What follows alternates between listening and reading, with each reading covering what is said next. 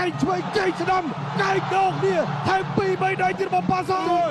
ប៉ាសាធំមែនទែនប៉ាសាវិសាលមែនតែលើកនេះរបស់ប៉ាសា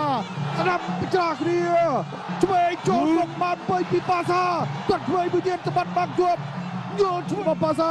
កែងពេញសម្បត្តិពីដងខ្លួន1 2សៅចម្រៃថ្វាយផ្កាយើងទៅសិនបាញ់ហើយលោតធាក់មកជើងរបស់សម្បត្តិ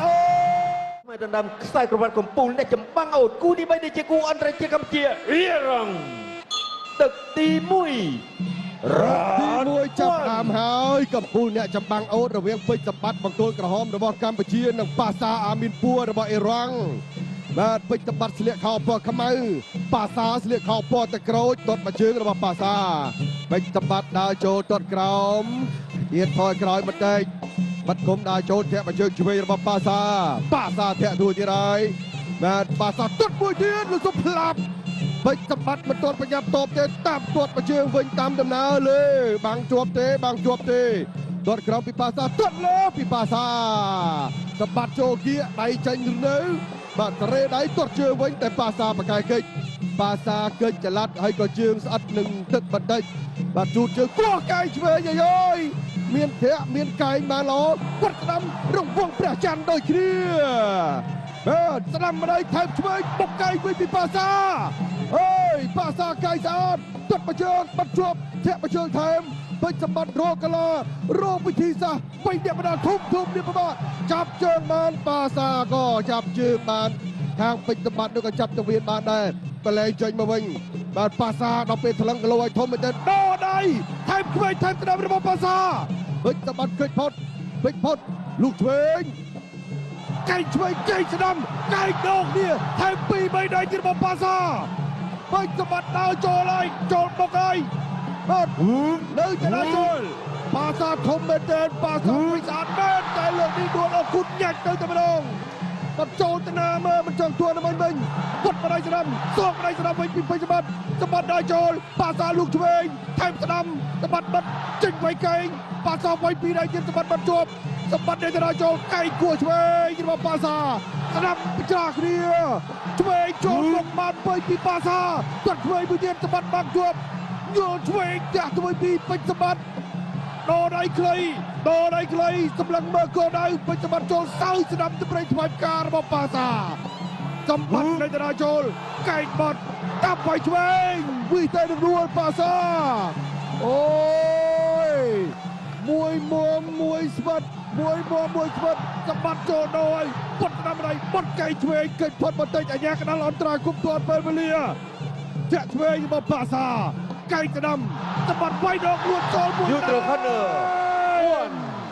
ចូលពេញធំតើ3ប៉ាសា4ភ្លាមប៉ាសាស៊ូបានចប់ទឹកទេដំបូងឲ្យប៉ាសាដេញ3ពេជ្រសម្បត្តិឥឡូវនេះចូលស្រីគុណរបស់ខាត់វិញចុកទឹកមួយទាត់មួយម៉ាត់តាមវាយចូលកែងចាប់ជាប់កិច្ចផុតកែងយកចាប់ខ្លួនជាប់តែម្ដងអូយល្អណាស់បាទពេជ្រសម្បត្តិដើរចូលប៉ាសាឆក់ម្ដាយស្ដាំថែមឆ្វេងសម្បត្តិដើរចូលទឹកឆ្វេងកិច្ចផុតខ្លាក្រាបចប់ទឹកទី1ប៉ាសាចង់គួរត្រជាកម្ពុជារៀរងទឹកទី2រ៉ាវទី2ហើយបងប្អូនអើយមកមើលកបីព្រៃជាមួយនឹងប៉ាសាមកពីរងចាប់ជើងបានលលាក់ផ្លេសទៅវិញកបីព្រៃពេជ្រសម្បត្តិដើរចូលប៉ាសាបាត់កែងខ្លីមួយរហើយមុខធាក់ឆ្វេងពេជ្រសម្បត្តិដេញហើយពេជ្រសម្បត្តិហ្នឹងចូលម្ដាយសងម្ដាយមកម្ដាយ2ដៃវិញរបស់ប៉ាសាពេជ្រសម្បត្តិអត់ពីយើបាទចូលពេញទេបាទមិនពេញទេស្ដាំម្ដាយវិញរបស់សម្បត្តិប៉ាសាដកថយតិចចាំមើលផ្លោះវាយពេជ្រសម្បត្តិនេះខ្លីជាងប៉ាសាតែពេជ្រសម្បត្តិចូលគៀបវាយខ្វៃគ្នាបន្តិចឆ្វេងចូលមកពេញមួយហើយពីពេជ្រសម្បត្តិទៅលើប៉ាសាដេញតាមវាយឆ្វេងស្ដាំដេញទុកដល់បញ្ជើងទៀតប៉ាសាដកថយឲ្យអ្នកដល់ឲ្យចូលយល់ឆ្វេងស្ដាប់ចៃខ្លីសើស្ដាប់ថែមស្ដាប់របស់សម្បត្តិប៉ាសាដកថយប៉ាសាបេះសកលគុំពេជ្រសម្បត្តិវាយត្រង់ឆ្វេងឲ្យទឹកឆ្វេងបាត់តែហាមតោងសុវៀតទាត់ហាមតោងសុវៀតប្រកួតប៉ាសាធំជាងសម្បត្តិតែប៉ាសាដូចចាញ់ច្រាបសម្បត្តិយ៉ាងណាមិនដឹងទេនេះឥឡូវពេជ្រសម្បត្តិជាងដល់ជ្រុងផ្ទះទាត់វិញស្ដាំខាងក្រោមទាត់ម្នាក់មួយជើងមួយក្រោមមួយលើឆ្វេងតាមថែមទៀតពីពេជ្រសម្បត្តិចូលជា3 ដងខ្លួនទុកព្រឹកកែងខ្លីរបស់ប៉ាសាកិច្ចផុត តាប់បីដងខ្លួនធុងទឹកយ៉ាងណាទៅហើយកែងរបស់ប៉ាសាកែងពេជ្រសម្បត្តិពីរដងខ្លួន1 2សៅចម្រៃថ្វាយការ យើងត្រូវផាន់1 2 ដំរីថ្វាយការរបស់ពេជ្រសម្បត្តិថ្វាយប៉ាសាមកផ្លាស់រួចលើកទី2នៅក្នុងទឹកនេះ 7 8 ប៉ាសាថាអ្វីទៀតតែសូមពាក់ថ្មិញមិនទៅចិនអូយសម្បត្តិតូចមែនតូចតាន់ប៉ាសាធំមែន ប្រកបបន្តផាន់យូ ធំទឹកបន្តិចបាទយើងសម្បត្តិតាមបៃស្ដាំកាត់របស់ប៉ាសាឃើញផុតធ្វើពីប៉ាសាសើយទៀតហើយដេញតាមសើយផុតស្ដាំបានលោពីប៉ាសាស្ដាប់មួយទៀតរបស់ប៉ាសាបានចូលពេញសម្បត្តិដេញចុះគួរអូមួយអើយបាំងជាប់ទាន់វាពោះទឹក1 2 3 1 2 3ជប់មកកាយទៀតដួលទៀតហើយ យើងត្រូវផាន់1 គប់មួយកែងមកឃុំត្រួយអ្នកប្រដាល់រងប៉ាសា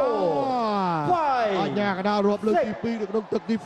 7 ឆ្លងផុតទឹកអត់ទេមើលទៅឆ្លងផុតឬអត់ទេប៉ាសាអាមានពួរ ប្រកួតបន្តផាន់យូ តែសិនបាញ់ហើយលោតធាក់មួយជើងរបស់សម្បត្តិអូមួយជើងចើនពេញដើមទ្រូងអញ្ញាកដាលមិនឲ្យប្រកួតទៀតទេប៉ាសាអាមានពួរមកពីអរងស្គាល់ហើយថ្មីដៃដ៏ធ្ងន់របស់ពេជ្រសម្បត្តិហើយទីបញ្ចប់គឺពេជ្រសម្បត្តិប្រើសញ្ញាមួយនៅកម្រផ្ដួលគូតស៊ូរបស់ខ្លួនបានគឺហក់ធាក់បានគាត់ហក់ធាក់មកជើងចូលពេញចុងដង្ហើមធ្វើឲ្យប៉ាសាស្រុតក្រឹបទៅតែម្ដងនេះយើងមើលរូបភាពបាទយើងមើលរូបភាពដែលពេជ្រសម្បត្តិដេញសន្ទាប់ទៅលើប៉ាសាបាទអាមានពួរ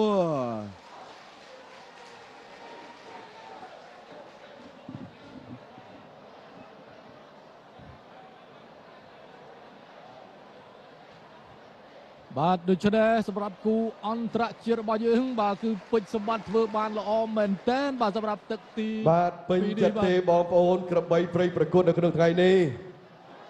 សូមសំឡេងម្ដងទៀតដល់ក្របីព្រៃបងប្អូនបាទ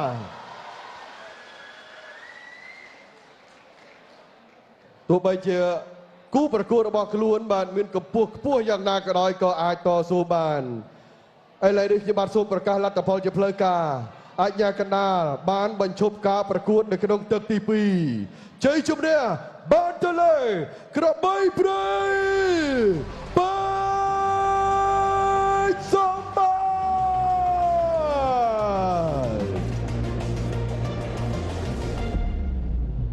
បាទខ្ញុំបាទមានកិត្តិយសសូមក្រុមអញ្ជើញអ្នកអញ្ញាលៀងពៅអគ្គនាយកក្រុមហ៊ុនស៊ីម៉ង់អ៊ីនស៊ីបាទអមដំណើរដោយលោកគង់វិសាលប្រធានរៀបចំ